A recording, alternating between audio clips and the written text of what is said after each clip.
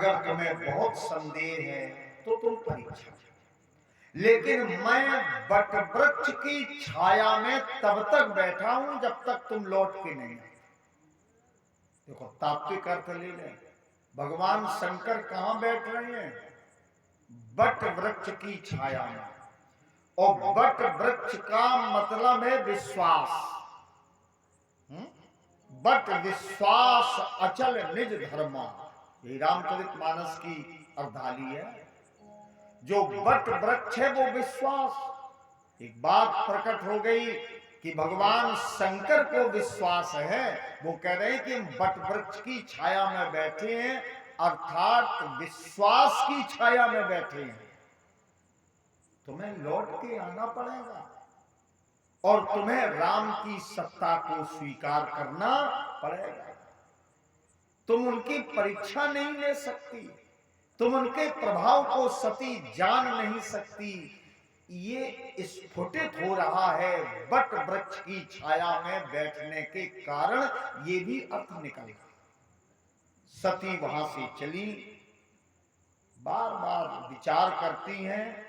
इधर भगवान शंकर ने विचार किया कि विद विपरीत भलाई। अरे मेरे समझाने पर अगर सती में विवेक जागृत नहीं हुआ तो अब तो ये नियम के प्रतिकूल ही जा रहा है। अब भला नहीं होगा, अच्छा नहीं। उधर सती जी ने बार बार विचार किया। भगवान शिव तो एक निर्णय पर पहुंच गए, हुई है सोई जो राम रच राखा। अब वही होगा जो परमात्मा ने पहले से निश्चित कर दिया। मैं आपसे एक बात कहूं, ये जगत, ये संसार परमात्मा के नियम पर ही चलता है। इसको कोई अगर अपने नियम पर चलाना चाहे तो वो कभी चला नहीं सकता। हुई है सोई जो राम रच राखा। जो भगवान ने रचा है वही होगा। इस पर एक प्रसंग हम आपको सुना। एक व्यक्ति घर से नाराज हुआ और नाराज होके बोला कि देखें, हमने 8 दिन का संकल्प किया है कि हम भोजन नहीं करेंगे, पूरे 8 दिन। और अगर राम ने रच रखा है तो आज राम जी हमें भोजन करा दें। मान लेंगे कि राम ने रच रखा है, या राम जो चाहते हैं हुई है सोई जो राम रच रखा। जो भगवान चाहते वही होगा। तो आज हम चाहते हैं कि हम 8 दिन भोजन नहीं करेंगे। उसने ये प्रतिज्ञा कर ली।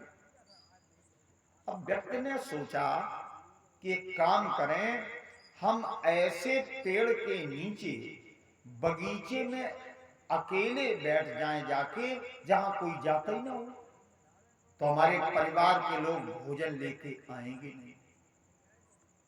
कोई बात नहीं, ऐसा सोच के एक बगीचे में गया और चुपचाप निर्जन बगीचे में बैठ गया।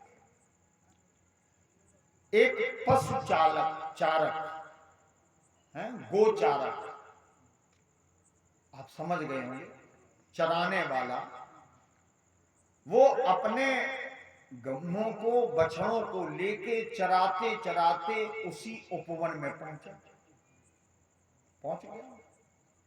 और जब पहुंच गया तो एक इसने जो डाली थी, पेड़ की डाली से बांध दिया इसने भोजन। और सोचा कि पहले हम गायों को चराएं, तो जब भूख लगेगी तो भोजन कर लेंगे। लेकिन मालिक की मर्जी कि उसने उसमें फल खाए तो भूख लगी ही नहीं, और भोजन वहीं बना रहा।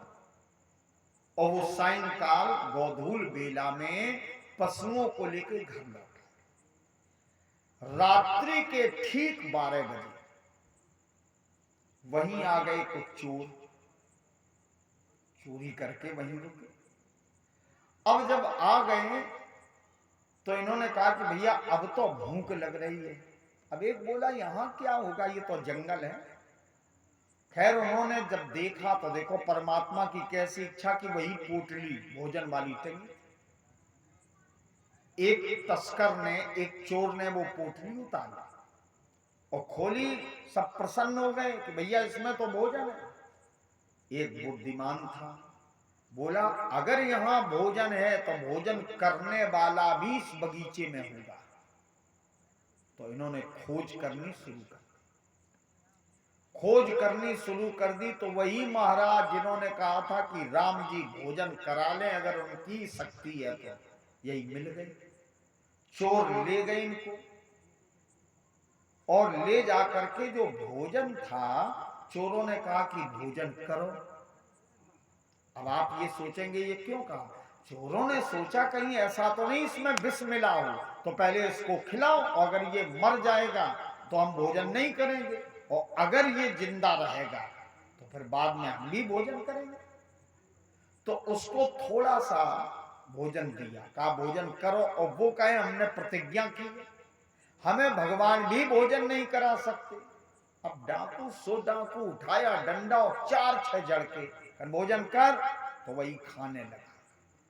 अब ये जब दूसरे दिन आया तो भगवान के मंदिर में गया और कहने लगा प्रभु आज मान गए हुई है सोई जो राम रच राखा। अच्छे से उसे स्वीकार कर लो, बुरे से कर लो, किसी परिस्थिति से कर लो, किसी अनुबंध से कर लो, हर्ष से कर लो, विषाद से कर लो, लेकिन प्यारे स्वीकार वही करना पड़ेगा जो परमात्मा चाहता है, क्योंकि संसार में वही घटित होगा और कुछ घटित हो नहीं सकता। ऐसा मानकर भगवान शिव भगवान का ध्यान करने लगे। सती इधर गई और आइए इसी दोहे पर आज की कथा को विश्राम देते हैं। कल समय से दोनों कथाओं का अमृत आप सभी सुधी जन पिएंगे। पुनि पुनि हृदय विचार कर धर सीता कर आगे हुए चल पंथ जेहियावत नरभू। पुनि पुनि हृदय विचार करी धर सीता करू। सती ने बार बार विचार किया और एक ही उपाय सूझा कि अब हम सती न रहे सीता का रूप बना। और जब सती सीता बन गई तो चल कैसे रही? आगे हुई चल पंथ तेरी जेहियावत नरभू। उसी मार्ग में सती सीता बन के आगे आगे चलने लगी जिस मार्ग से राम जी और लक्ष्मण जी।